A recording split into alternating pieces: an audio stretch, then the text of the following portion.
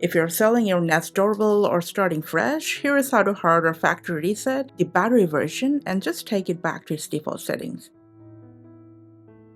To remove the doorbell from the wall, use the included release key, a paper clip, or a SIM ejector tool. Just insert it into the release hole at the top and gently press inwards to detach the doorbell from the base plate.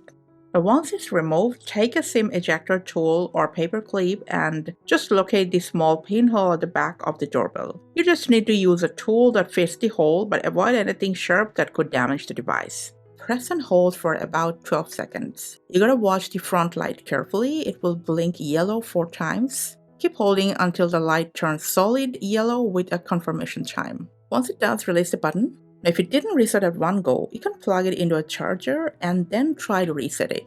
Now, if you're planning to sell the doorbell, make sure to remove it from your account so the next person can set it up without issue.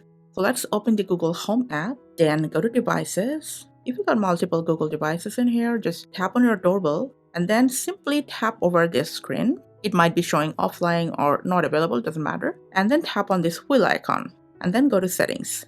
And in this section, simply scroll down till the bottom and select Remove Device and then confirm by tapping Remove once again. This removal process usually takes about 5 to 10 seconds to apply. And your Nest Doorbell is now back to factory settings. If you're setting it up again for yourself, we got a detailed video how to set up it correctly. If you want, you can just go and check it out. Thank you for your time.